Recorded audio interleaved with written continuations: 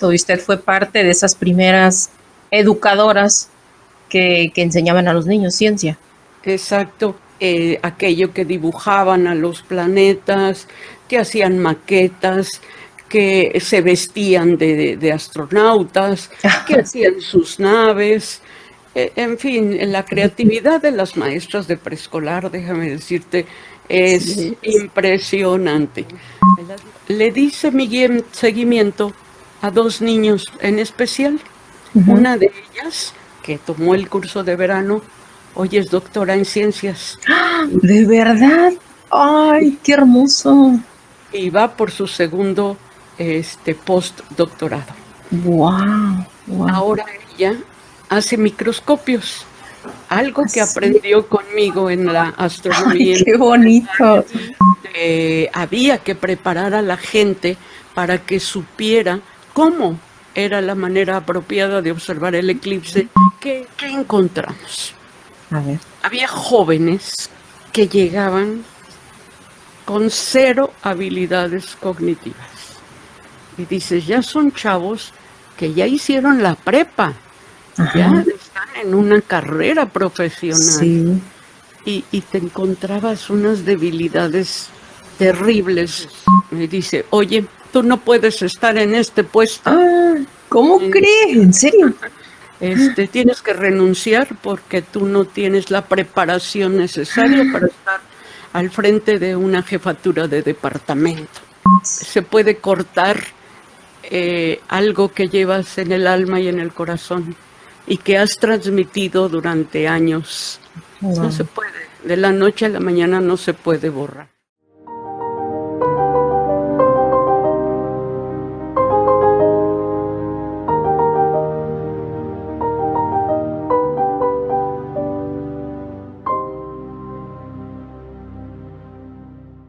¿Qué tal, amigos? Bienvenidos a otro episodio de Voz Docente. Sigo muy feliz porque gracias a ustedes esta comunidad sigue creciendo y bueno, pues no tengo más que agradecerles. El día de hoy nos acompaña la maestra Virginia Ledesma Villar.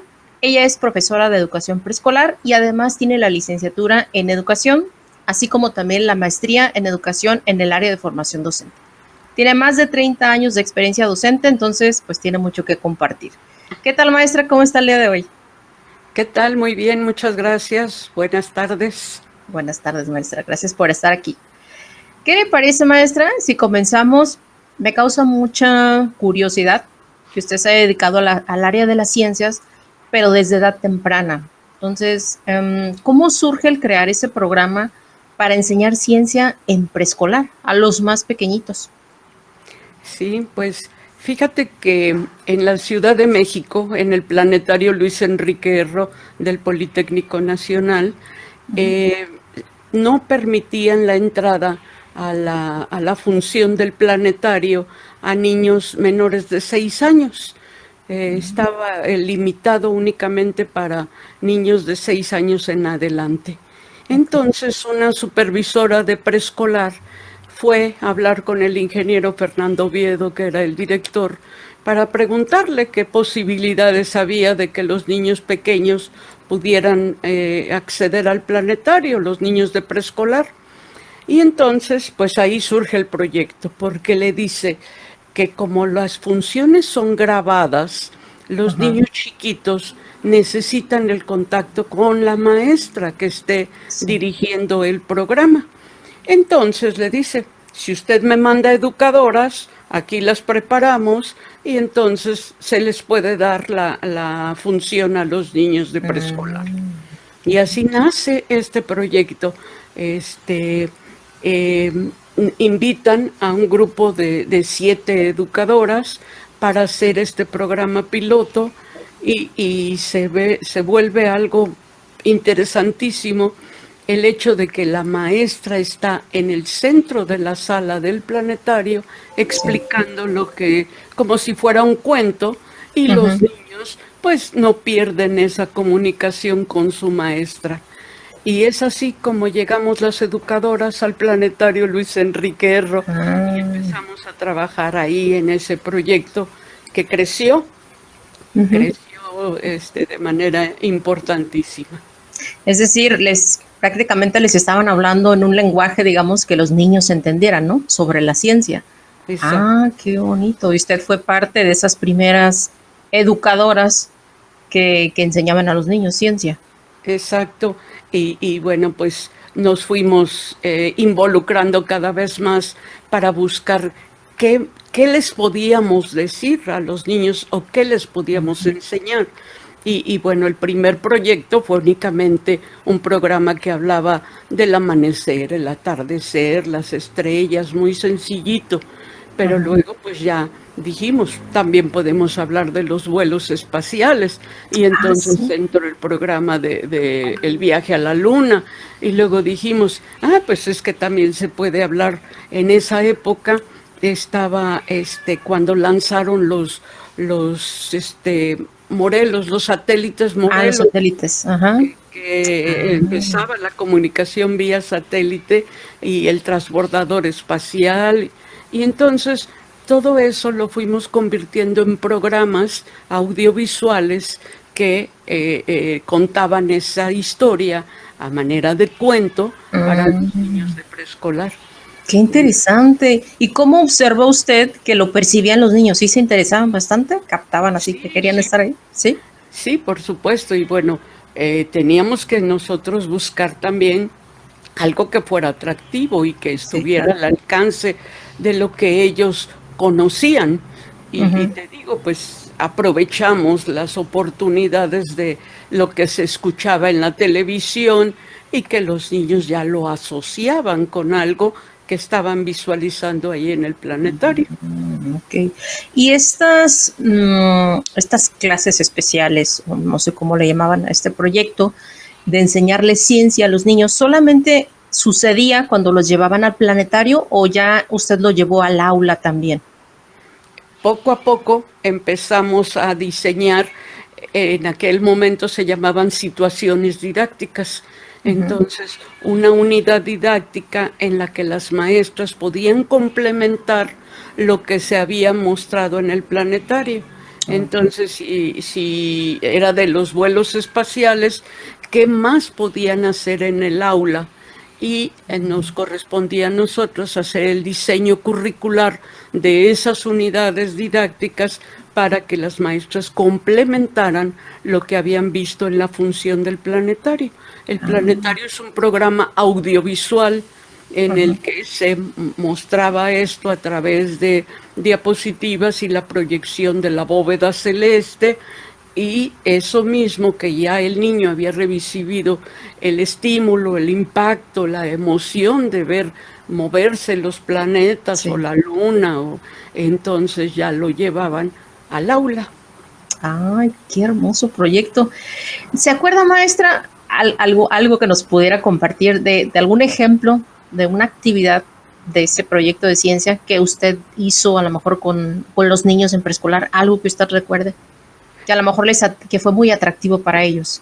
¿Qué pudiera Sí, hacer? definitivamente hubo cosas muy bonitas que las maestras lograron implementar en su aula después de haber ido al planetario. Ok. Aquello que dibujaban a los planetas, que hacían maquetas, que se vestían de astronautas, que hacían sus naves. En fin, la creatividad de las maestras de preescolar, déjame decirte, es Sí, impresionante.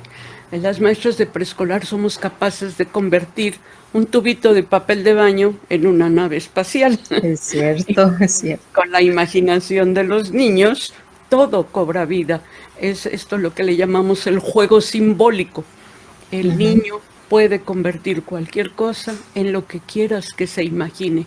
Entonces el juego Cierto. simbólico permitía que nosotros pudiéramos revivir Revivir. recrear en el aula, pues, la luna, el espacio, caminar en un planeta. Se sabe que aquí la gravedad nos mantiene caminando de determinada forma, pero si viajáramos a otro planeta y pudiéramos caminar en Venus o en Júpiter, las cosas serían diferentes por la presión de la Sí. gravedad. Entonces, con los niños caminarían. Imaginaban, ok. Y pues eso es, en la edad preescolar el niño tiene mucha creatividad, mucha Sí. imaginación y imitan todo lo que las maestras decimos, Ajá. ¿verdad? Y se Entonces, divierten. Ajá. sí, que vamos a bailar o vamos a jugar a esto y pues todos, y nosotras pues tenemos que hacer muchos ademanes o muchas, eh, movimientos Movimientos, gestos. chistosos Ujú. para que ellos se atrevan a imitarte, ¿no? A ver, Sí. muevan sus manos y hagan así, Ujú. y entonces Sí. eso te va haciendo esa comunicación con los niños. Sí, qué bonito. Eh, esa parte en la que usted estuvo en contacto con el planetario para capacitarse y poder transmitir la ciencia a los niños, ¿solamente fue para eso o en algún momento sí estuvo trabajando en el planetario directamente? Bueno, déjame decirte que mi carrera ha sido con demasiadas sorpresas y demasiadas actividades interesantes. Yo Ajá. empecé en el Planetario Luis Enrique Erro en el año de 1982, pero en el año de 1987 me invitan a dirigir el Planetario de Cuernavaca. Ah, ok. Entonces se instala un pequeño planetario en Cuernavaca y yo traigo todo el proyecto que habíamos trabajado en el Distrito Federal a la ciudad de Cuernavaca. Y aquí empezamos otra vez con esta idea de que los niños pequeños visitaran el planetario, Sí, conocieran. Aquí fue más fácil porque era más pequeñito. El ok. planetario Luis Enrique Erro caben 400 personas, es algo enorme. Ujú. Aquí era chiquito, nada más cabían 80. Entonces, fue más familiar y más fácil el contacto con los grupos escolares. Y luego me invitan a trabajar en el Centro de Divulgación de la Ciencia del Estado de Morelos. Muy bien. Yo fui la directora del CEDIAC. Sí. Este es una asociación civil que trabajaba con los centros de investigación de Morelos. Aquí en el estado de Morelos hay alrededor de 31 centros de investigación, cada uno de diferentes áreas de la ciencia. Entonces, ¿qué es lo que queríamos? Hacer divulgación científica, Sí. lograr que los niños y jóvenes se interesaran por aprender ciencias o por estudiar alguna carrera vinculada con la ciencia. Aquí ya íbamos con una visión un poco más a futuro, de que los chavos de secundaria o de prepa tuvieran esa interacción con la ciencia para poder interesarse por estudiar alguna carrera de esta área, ¿no? Y bueno, ahí en el CEDIAC las ideas, pues, ¿qué te puedo platicar? Fueron miles, Sí. miles, porque el Instituto Mexicano de Tecnología del Agua, el ahorro de agua. El Instituto de Investigaciones Eléctricas, el ahorro de energía.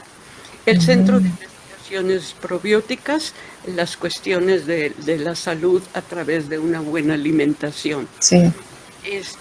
Las cuestiones Había de cuidado. muchas áreas. Ajá. Todas fuimos teniendo, con el apoyo del Instituto de Investigación, nosotros, un grupo de divulgadores, de jóvenes entusiastas, que definíamos cómo se podía enseñar de manera divertida a los niños desde preescolar hasta preparatoria esa área de la ciencia que queríamos resaltar de acuerdo al instituto de investigación con el que estábamos trabajando. Oh, qué bien, que siempre tuvo eso usted ese objetivo, ¿no? O sea, el énfasis era desde pequeños se puede enseñar ciencia. Sí, Sí, sí, sí. qué visionaria, maestra. Sí, Sí, definitivo, porque en la edad preescolar es cuando los niños tienen más, absorben son unas más. esponjitas, exacto, absorben toda la información y se empiezan a formar esos criterios de su personalidad y, y el interés por estas cuestiones experimentales o de ciencia. Te voy a platicar dos anécdotas muy A ver, sí. interesantes. Yo daba cursos de verano en el Parque Chapultepec, que era donde estaba instalado el planetario. Entonces, el planetario está dentro de un parque de diversiones y el parque se convierte en mi laboratorio para que los niños aprendieran ciencia. Había aves, había serpientes, había el planetario, estaba la cabaña de Machueco. Entonces enseñábamos física, biología, botánica, aprovechando Sí, todo lo el entorno. Ay, qué bien. Entonces, en esos cursos de verano, pues hacíamos experimentos, los niños jugaban con las aves, con las serpientes, con los delfines, en fin, fue un evento que llevó a muchos niños a aprender de manera divertida y a conocer este entorno que existía en el Parque Chapultepec. Y resulta que de ahí yo le di seguimiento a 2 niños en especial. Una de ellas, que tomó el curso de verano, hoy es doctora en ciencias. ¿De verdad? ¡Ay, qué hermoso! Y va por su segundo postdoctorado. ¡Wow! Wow. Ahora ella hace microscopios, algo que aprendió conmigo en la astronomía. ¡Ay, qué bonito! De los telescopios. Ahora ella se interesó por el micromundo y diseñó unos microscopios y está trabajando en la divulgación de la ciencia con el Instituto de Biotecnología de la UNAM para enseñarle a los niños la ciencia a través de los micromundos.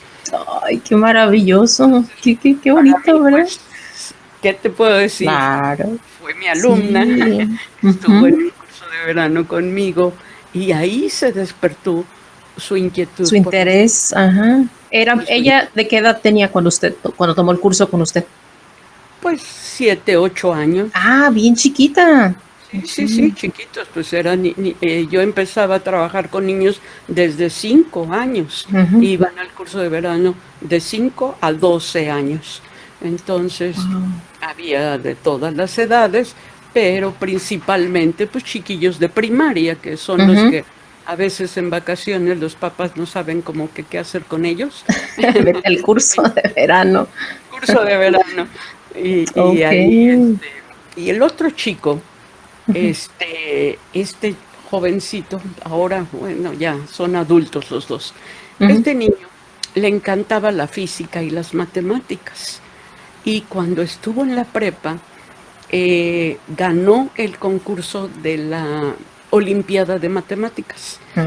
Te estoy hablando de los inicios. Ahora ya hay olimpiadas de ciencia de todas las áreas. Sí, de todas las áreas. De física, de biología, de química. Pero en el inicio solamente era la Olimpiada de Matemáticas. Fue la primera que hubo. Y así empezamos a trabajar, capacitando a los niños y a los maestros de cómo deberían de trabajar con los niños, los jóvenes, para prepararlos para participar en la Olimpiada. Este niño estuvo en el curso de verano conmigo y me lo vuelvo a encontrar en la prepa. Y en la prepa participa en el curso de la Olimpiada de Matemáticas y gana el estatal y el nacional. Entonces, bueno, y luego se fue al internacional. Ahí sí quedó en tercer lugar, pero bueno, calificó. No, pues sí, un gran logro. Entonces, este joven, pues al paso de los años, sé que se fue a trabajar a Brasil y es el que diseñó los primeros tarjetas magnéticas y cosas así muy interesantes. Wow. Entonces dices, sí se puede despertar la ciencia en los niños y que esos niños en un futuro logran estudiar una carrera en donde desarrollen esas habilidades que pudieron desarrollar de pequeños. Sí, qué valioso es lo que nos acaba de contar, maestra, porque a lo mejor ahorita que alguien nos esté escuchando, o sea, que noten la importancia que es enseñar la ciencia desde pequeños, o sea, despertar el interés, bueno, y quizá no nada más en la ciencia, en muchas cosas, pero entre más pequeños, o sea, fíjese qué repercusión tuvo, ¿no? En estas 2 personas. ¿Usted tiene contacto con ellos? ¿Tuvo algún contacto ya de grandes? ¿Sí? sí, sí, bueno, la chica es mi ahijada. Ah, ok. Ahora escribí un libro. Ujú, Bueno, ha sucedido mil cosas. Después del planetario y del ajá, CEDIAC, pues yo estaba comisionada, siempre he tenido mi plaza de la SEP. En ese año del 1991 yo trabajé de manera muy intensa con el eclipse total de sol. ajá. Has de recordar, a lo mejor tú eres muy Sí. jovencita, pero sí, en ese año tuvimos la fortuna de que en México pudimos observar un eclipse total de sol en Ujú, muchos estados de la República sí. y había que preparar a la gente para que supiera cómo era la manera apropiada de observar el eclipse, qué era un eclipse y que no causaba ningún daño ni tenía ningún problema si lo Ujú, observábamos adecuadamente. sí.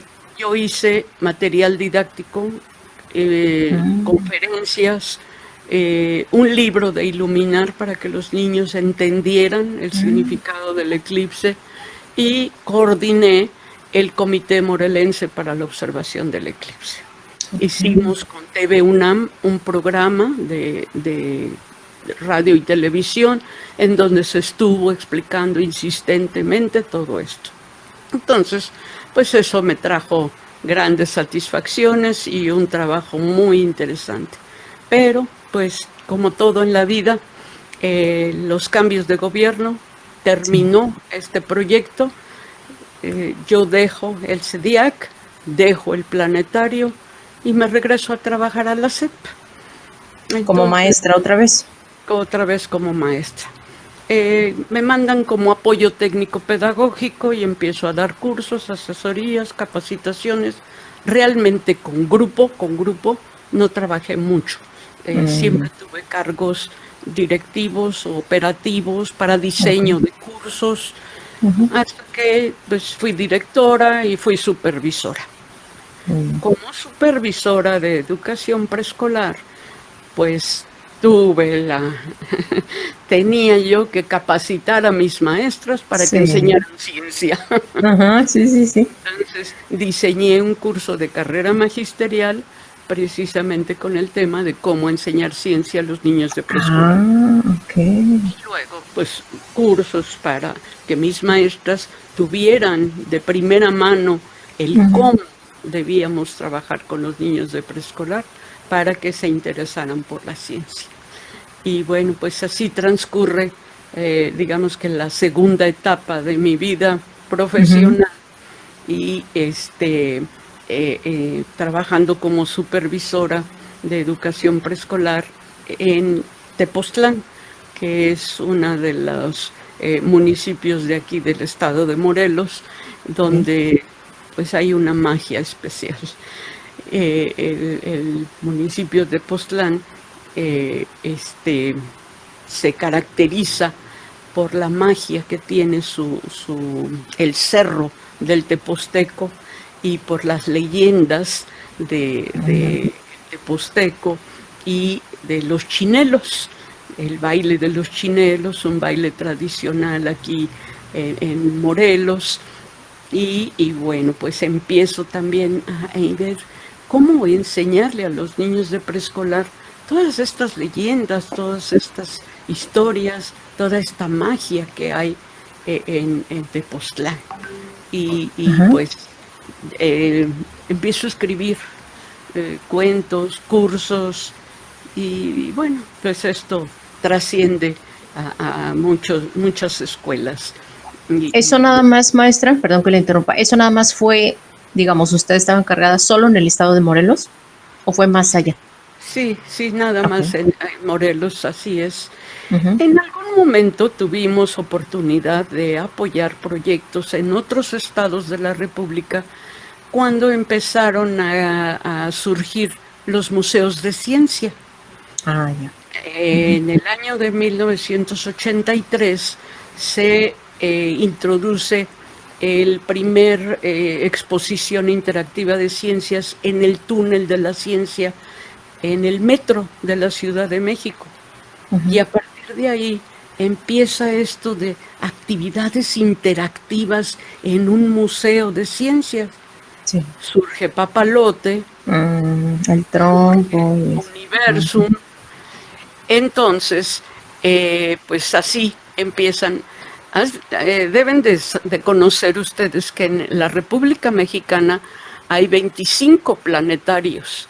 Muchos de los planetarios tienen asociados museos de ciencia y otros se han creado aparte del planetario. Por ejemplo, en Monterrey, el Centro Cultural Alfa era un planetario muy grande que tenía su museo de ciencias asociado, igual que el de Guadalajara y el de Tabasco, pero otros planetarios que eran pequeñitos pues no tenían capacidad para hacer el Museo de Ciencias y lo hicieron paralelo en otra sede.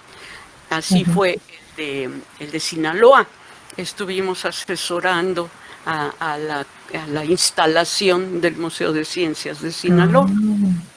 Pues sí, lo que se empezó en el estado de Morelos, en CEDIAC, fue creciendo. A otros estados de la República. Sí, aquí tenemos el trompo, que me imagino que ha de ser como el papalote y ese concepto, ¿no? Así es. De que toca, ve, escucha, haz, aprende. Toca, juega y aprende, es el lema. Ese es el lema. Y así era la idea, ¿no? Como esas actividades interactivas en las que el niño interviene en un experimento es lo que le hace el contacto con eso, y empieza el razonamiento lógico, el pensamiento cognitivo, y los enseña a pensar. Esa es la dinámica del jugar con la ciencia. Ahora, todos estos años que ha trabajado impulsando la ciencia, ¿no? En todos estos momentos y en todos estos lugares, ¿qué cree que hace falta para que haya más interés por la ciencia, para que no se pierda? A lo mejor los niveles un poquito más altos, ya no tanto porque usted conoce muy bien el nivel de la educación básica, pero ¿y más arriba? La educación básica es importantísima, porque si los niños no llevan ese desarrollo de habilidades cognitivas, más adelante tienen tropiezos. Te voy a platicar otra experiencia. Sí. Después de que de mis andares en la ciencia y que me regreso ya a la SEP, me invitan a trabajar en la Normal Superior para formar maestros. ¿Qué encontramos? A ver. Había jóvenes que llegaban con 0 habilidades cognitivas. Y dices, ya son chavos que ya hicieron la prepa, ya están en una carrera profesional. Sí.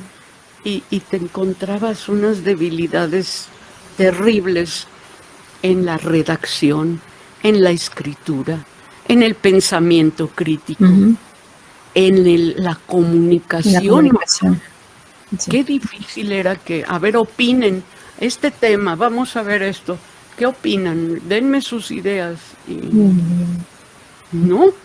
no lográbamos comunicarnos con ellos. Ellos, pues fue ha sido difícil.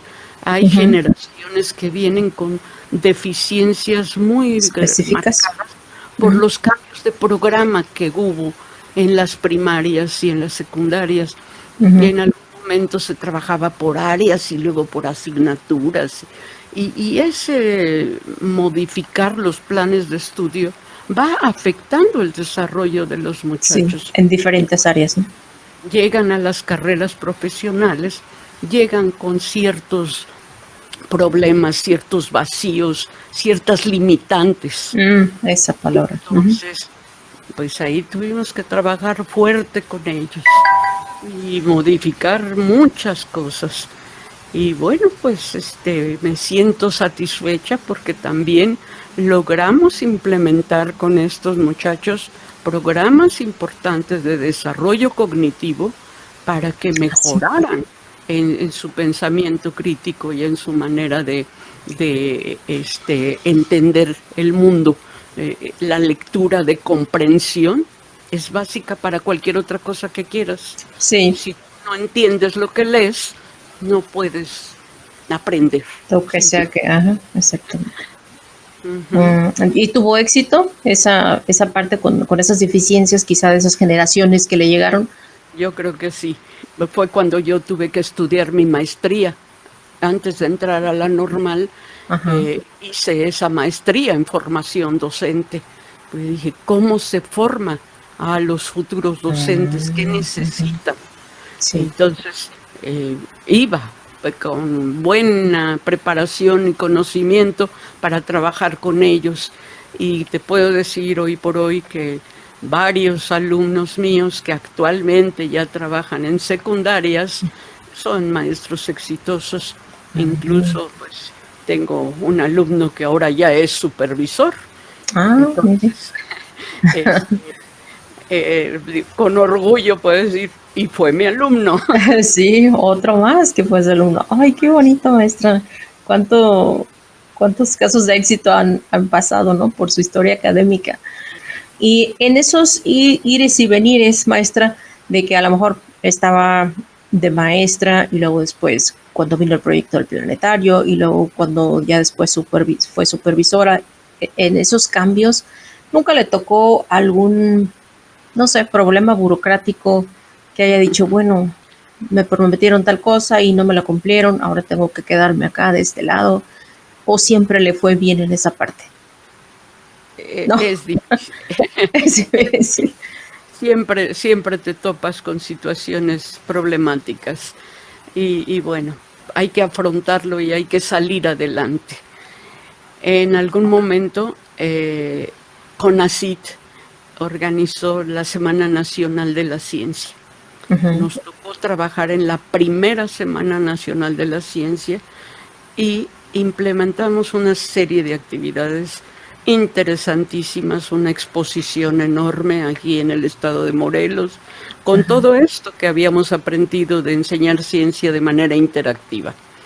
Y resulta que después me invitan a trabajar a la SEP en el área fui jefa de departamento de divulgación científica. Lo oyes así, wow, qué bonito nombramiento tenía yo. Y me tocaba organizar las actividades de ciencia en el estado y las convenciones y congresos con los centros de investigación a partir de toda la experiencia que yo traía de CEDIAC. Pero resulta que cambian al secretario de Educación y la persona que llega nueva empieza a revisar perfiles.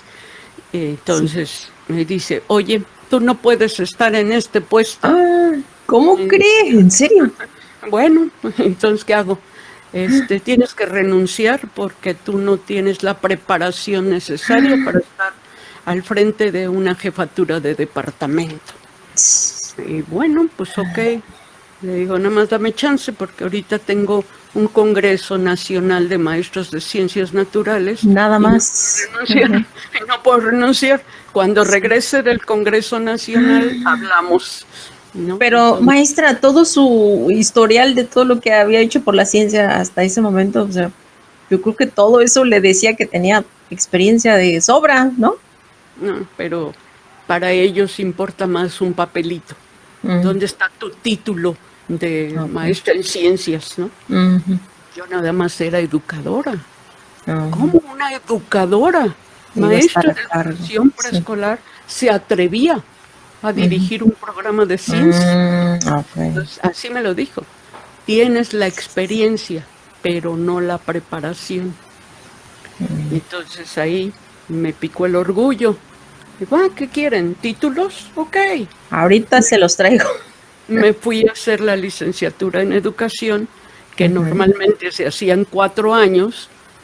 En ese momento se presentó la oportunidad que había un sistema abierto y en 2 años pude sacar la licenciatura. Pues en los 2 años, ahí está ya mi título de licenciatura. ¿Qué más quieren? ¿La maestría? Sí. Va. Me fui a sacar la maestría. Entonces, en 6 años, después de que me hacen renunciar Pues yo ya regreso. Ahí está. Ahí está su licenciatura, ahí está su maestría, subo de nivel en carrera magisterial. O sea, ¿la volvieron a aceptar otra vez acá? Sí, Okay. pero no en ese puesto. Ya no. Ya entro como supervisora y en otro andar, en otro camino. Lo de la ciencia, pues con el cambio de gobierno llegan otras ideas y otras gentes que tienen mejor preparación y pueden dirigir el programa y no una maestra. Sí, entonces hasta ahí digamos que su camino en la ciencia, obviamente en la educación para los niños, se cortó ahí, en la educación pública, vaya, ¿sí? Okay. Y después de eso, maestra, ¿qué vino para usted? Se puede cortar algo que llevas en el alma y en el corazón y que has transmitido durante años. No se puede, de la noche a la mañana no se puede borrar. Fue difícil, pero pues yo aprendí que yo tenía mucho por dar y por enseñar y empecé a enfocarlo de diferente manera, ¿no? Te digo, con mis alumnos de la normal superior, con mis maestras de Tepoztlán, diseñando cursos y seguí en esta área de manera indirecta. Yo trabajé 43 años al servicio de la educación pública. Me jubilé en el año de 2021, producto de la pandemia. Ya no quise continuar, me dio miedo, y preferí retirarme de manera saludable. Sí. Okay. Después de trabajar 43 años. 43 años, maestra, imagínese todo lo... Wow. Y después de eso, maestra, ¿usted ha hecho algo que tenga que ver todavía, que esté relacionado con la educación y la ciencia, fuera de ya haber renunciado en la SEP? Sí, definitivamente. Yo, de los últimos años, participé en los cursos para mejorar la enseñanza en el aula, capacitando a los supervisores. Se diseñó un curso que se llamaba Una supervisión efectiva para la mejora de los aprendizajes. ¿Qué teníamos que hacer los supervisores para ayudar a que la educación mejorara? Teníamos que empezar por nosotros. Sí. El supervisor dejaba de ser una persona que estuviera en la oficina dando órdenes y mandando papeles a convertirse en un ejecutor de la educación. Entonces me toca trabajar en ese curso, capacitando a los supervisores del Estado. Tuvimos que estar en la Ciudad de México en una capacitación. Previamente yo participé también como parte de Ceneval, como evaluadora educativa. He sido una persona un poco inquieta. Un poquito nada más. Sí. No me conformo con estar atrás de un escritorio. Sí. Eso no es para mí. Yo tenía que hacer algo más. Y te digo, siempre di cursos, siempre di capacitaciones. Y bueno, pues cuando me jubilo dije, ¿y ahora qué hago? ¿Qué voy a hacer? ¿Ahora qué voy a hacer? Entonces, pues, que me invitan a escribir. Aquí en Morelos hay un programa que se llama Mujer, escribir cambia tu vida. Y sí. Sí. ¿Qué escribió, maestra? A ver, compártanos. Pues empecé con algo muy importante para mí. En el año de 2022 fallece mi esposo y eso es la parte más difícil porque además de que no tenía trabajo, ya no tenía esposo y ahora qué iba yo a hacer. Y entonces le dediqué este libro al hombre que cambió mi vida. Ay, qué bonito título. Fue el libro que yo escribí, una historia de amor en la que cuento cómo una segunda oportunidad nos permite encontrar el amor en la persona perfecta. Pues, ¿dónde lo podemos encontrar, maestra, ese libro? Mis libros están en Amazon. Okay. Tengo mi página de autor como Virginia Virginia Ledesma Villar, y ahí tengo 4 libros. Ese fue el primero, luego una historia, la vida es una historia de aventuras, cuentos, poemas, historias. Luego hice uno y ese se me olvidó, me equivoqué, no me lo traje, de los antepasados, historias de mis ancestros, ecos del pasado familiar. Pero ese lo trabajé con un grupo de compañeras y es una antología, somos 4 autoras. Y después me atreví a hacer una antología con 16 escritoras. Y esta es mi primera antología que reúne historias de niñas y mujeres. Qué interesante. Se atreven a escribir de su vida, de su infancia, de su adolescencia, ser madres, y los temas que tiene esta antología. Ya estamos trabajando en la segunda antología. Ah, ¿sí? Ay, qué bien, qué bien. Se entusiasmaron mucho mis compañeras cuando vieron impreso el libro y que estaba en Amazon disponible, y les pareció un proyecto interesante y dicen, Vicky, ¿podemos hacer la 2? Por supuesto que podemos hacer la 2, y entonces ya estamos trabajando en la segunda antología. Estos son mis libros, vamos a decir, como escritora un poco más formal. Pero pues yo soy educadora, yo soy maestra.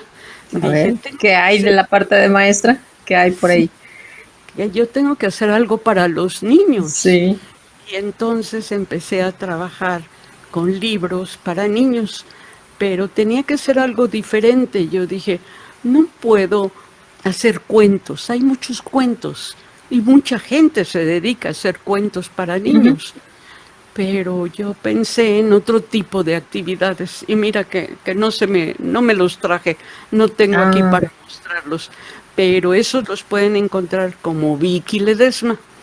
Resulta que yo tengo un problema de identidad. Cuando soy maestra, soy la maestra Virginia Ledesma Villar. ¿Sí? Okay. Pero cuando soy la maestra Vicky, la que consiente, la que apapacha, se transforma. Se transforma. La maestra Vicky da todo su amor, todo su cariño, se entrega con cuerpo y alma a todos sus proyectos.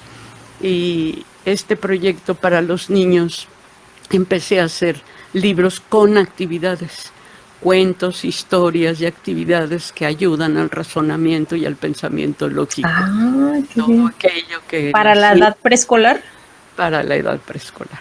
Entonces hay libros con laberintos, con conteo, con semejanzas, diferencias, colores, en fin, todas las actividades que un niño preescolar tiene que ir haciendo para empezar a desarrollar sus habilidades cognitivas. ¿Esos cómo los encontramos, maestra? Fíjense que hay una página muy divertida que se llama PyHip. PyHip me permite descargar en PDF los materiales que yo comparto y de una manera muy económica. Y como se trata de que los niños iluminen y rayoneen el libro, sí lo puedes comprar en Amazon también, pero en Amazon tienen una calidad preciosa. Y a mí me da pena que los niños lo vayan a rayonear. Que lo vayan a rayar, sí. Entonces, sirve tener el original para que la maestra lo pueda mostrar, pero para los niños que lo impriman con el PDF, y así pueden tener sus materiales y estar imprimiendo las actividades. Está perfecto. ¿Nos repite la página, maestra? PyHip. PyHip, ok. A-Y y luego H, HIP. PyHip. Vicky Ledesma. Ahí estoy como Vicky Ledesma. Y ahí están ya varios cuentos con actividades, libros de iluminar, actividades para los niños. Y esos pues es mi otra colección y mi otra faceta. Acá la escritora Virginia Ledesma y allá la maestra Vicky.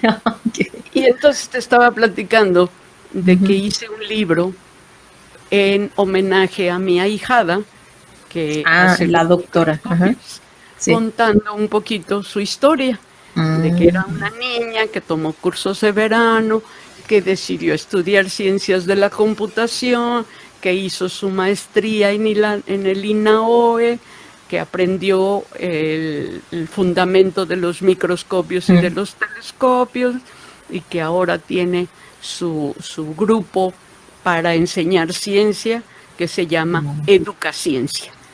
Y Wow. hice ese librito de esa historia de ella. Ay, qué bonito, maestra. Qué Y bonito. bueno, déjame decirte que en algún momento fue uno de los libros más visitados en ¿Ah, Amazon sí? en la categoría de ciencia para jóvenes. Ah, Cuando se celebró precisamente, hay un Día Internacional de las Niñas en la Ciencia, y para ese momento sacamos el libro y lo empezamos a sí, sí. promover, y Ah, estuvo alcanzó perfecto. Ajá. el primer lugar Top en 1. Amazon. Sí. Ay, wow. Así es. No sé si quiera agregar algo más antes de despedirnos. Pues nada más un mensaje para los maestros. Hay que prepararnos para enseñar. No es fácil en la enseñanza. Tenemos que prepararnos para conectar con nuestros alumnos, para llegar a ser sensibles de lo que ellos necesitan, porque cada alumno tiene una necesidad y nosotros tenemos que identificar a dónde trabajar con ellos y qué necesita cada uno de nuestros alumnos.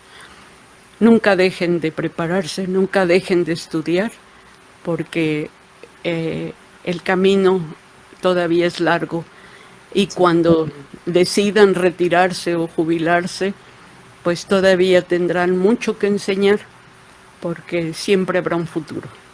Sí, el aprendizaje nunca termina, ¿verdad? Así es. Es correcto. Muy bien, maestra. Le agradezco muchísimo este tiempo que se tomó para estar aquí con nosotros y contarnos un poquito de su trayectoria a través de la ciencia y otras tantas que nos contó. Y pues allá en casa, ya saben, suscríbanse y sigan compartiendo este contenido, porque gracias a ustedes, Voz Docente está creciendo cada vez más. Nos vemos en el siguiente episodio. Bye bye. Gracias.